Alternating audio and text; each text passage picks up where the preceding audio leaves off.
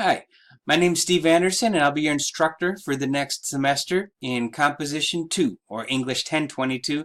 Also, I call it the research class because you're going to be doing a fair amount of research. And, spoiler alert, the last paper and the last big research thing you do, you get to pick the topic. So, that'll be nice, right? Typically, people like doing things they pick as opposed to what's being put on them by the instructor, though the first paper, I'll definitely be pointing you in a direction.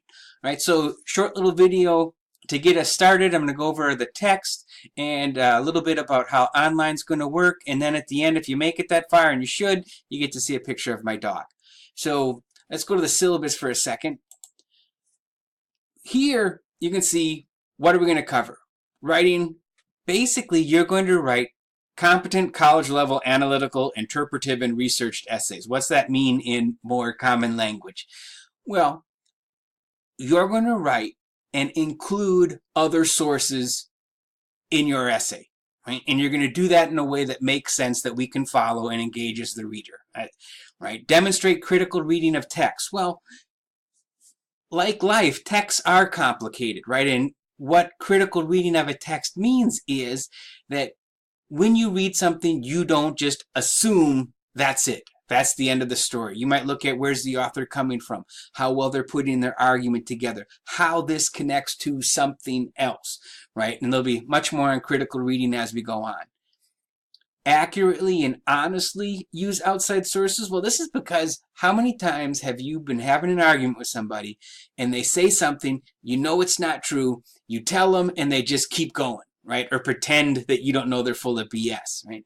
Well, it's great if you're a politician, if it's lousy, if you want to write a good paper, right, in English 1022, right? So we will look at how we are using sources, right? And that'll be a whole part, right? Now, where do we find those sources? Where it says locating and evaluating, I mean, we'll use the library, the database.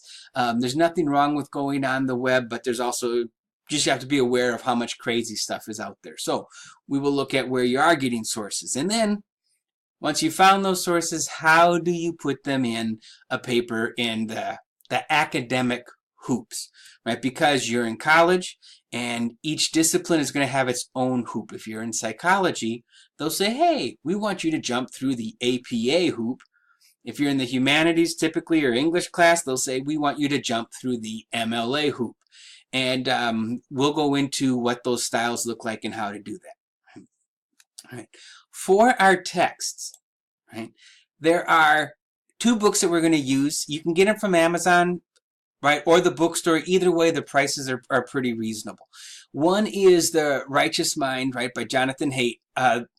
This one is, I like it because he doesn't pick sides, right? And you're actually going to read chapter 12 first, which he says, hey, this is what liberals get right. This is what libertarians get right. This is what conservatives get right. And we need all three of those views working together, right, to have a functioning society, right? So I think that's a good book there. And then much shorter is This Way for the Gas, Ladies and Gentlemen. Tadeusz Borowski is a Polish author.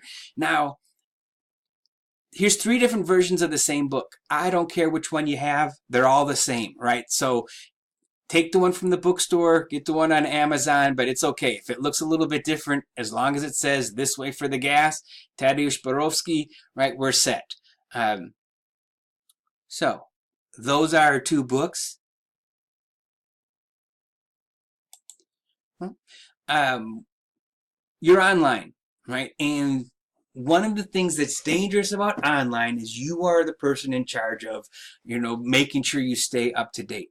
Right? And one of the things I've set up to help you is due dates are typically Wednesday night and Sunday night, right? So the shorter assignment will be due Wednesday, right? The longer assignments due Sunday night, right? And that way it'll stop you from, right, oh wait, I'm just going to do everything on Sunday night and have typically rushed and not as well work, right?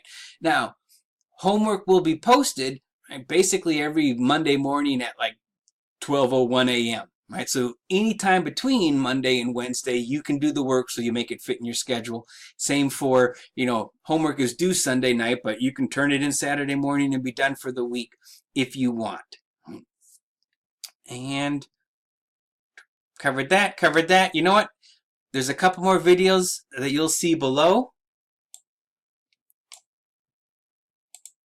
But you made it through this one. That's Callie. Welcome to the class. I'm glad you're here. We're going to have a good semester.